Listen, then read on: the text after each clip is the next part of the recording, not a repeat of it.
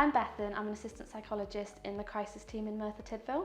I'm Katie, I'm team lead for the Early Intervention Psychosis Service based in Cwmtaf Health Board. I'm Rosie, I'm a PhD student in suicide prevention and I'm a champion for Time to Change Wales.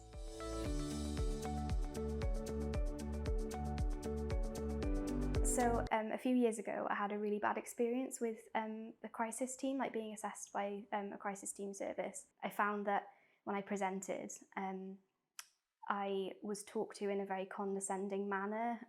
They use like very patronising language, very critical and suspicious of what I was saying. So kind of, you know, if you want to die, why haven't you done it yet? Which I understand was trying to ascertain like protective factors in my life, but it did not sound like that to me at the time.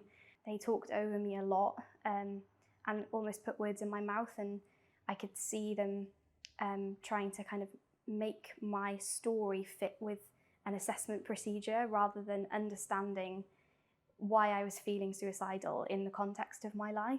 At one point, they asked me about my protective factors and what I had to live for, and I mentioned my partner, and when I mentioned that she was a woman, they asked me a lot about my identity and whether that was something that made me feel uncomfortable or ashamed. I was telling them that that was a positive thing in my life, and they were trying to sort of make it fit with something that was a risk factor. I could tell that in their voice. The reason that I'd gone there, I was referred from my university counselling service. I'd presented to a drop-in because it was the most strong suicidal urge I'd ever had in my life. I was really wrestling with myself. I'd kind of made a plan, I knew what I was going to do, but I didn't want to do that because I knew that, you know, my family would be really upset, and my partner. But because I hadn't acted on them, I hadn't harmed myself, they kind of just told me that I'd done the wrong thing and I was in the wrong place, and made me feel like I was wasting their time. And there's so many things in what you've just said that's really quite worrying, actually, just in terms of the assumptions that were made about you, about people with specific diagnoses, and then also just the fact that it sounds like you just weren't listened to. You didn't feel like your voice was being heard or validated, you know, what you were experiencing. It's really, really concerning. It is.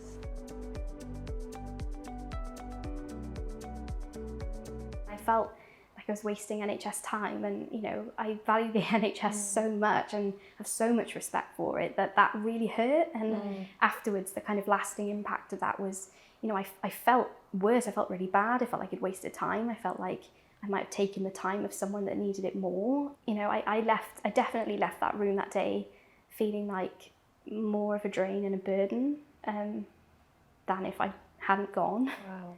And that's something that's, again, so worrying, because, you know, leaving feeling like you're a burden. I know that people who feel like a burden to people, it's you know, it's a huge risk factor in suicide, as you probably know with your PhD. And if not just you, but anybody who presents to crisis and perhaps already has those beliefs that maybe, oh, I'm not good enough, I'm a burden, or I'm a failure, having an experience like that is only going to reinforce that, isn't it, and make someone feel even worse. It's just making me think about how staff should be responding in those circumstances, because for those individuals, they may see, I don't know, 5 people in that day, you know, and have that contact and have that time with that individual. But for that first person seeking that help, like you said, that the impact of that is lasting even to this day, and that was years ago from what you're saying. I really felt that desensitization. I felt like the worst day of my life was just a burden on somebody else.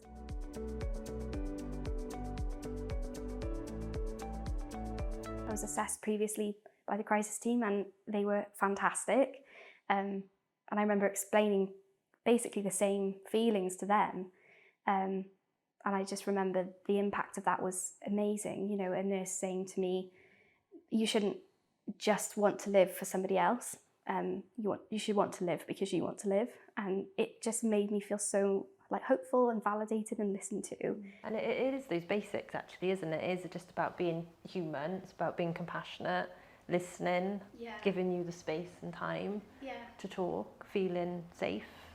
Whereas that nurse before, she'd seen me after I presented at A&E. It was extremely busy. She really made me feel like I was the most important thing to her in that moment, and made me feel welcome, kind of sat like alongside me like this, and we talked through how I was feeling like a problem together, rather than they were interviewing me about my suicidality, whereas for her it was like, well, let's put this problem out there and let's talk about it together.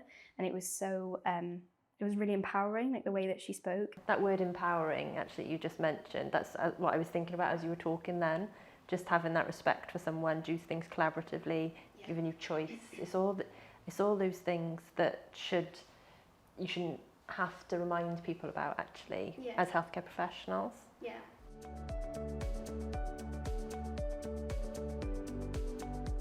Listening to your story it is genuinely really concerning, I think, for us, you know, and just being a practitioner in a team where those sort of individuals may work, those behaviours, those assumptions, those attitudes exist. Yeah. It's I suppose it'd be really difficult to be within that team as a practitioner. I think even as a staff member within those teams, we're still human as well. And if you hear other staff talking in certain ways or having, you know, stigmatizing conversations or behaviours, it makes you as an individual then, you know, we might struggle with our own mental health. So it does impact on you in that way. Just one comment from anybody can just put you straight back to square one again.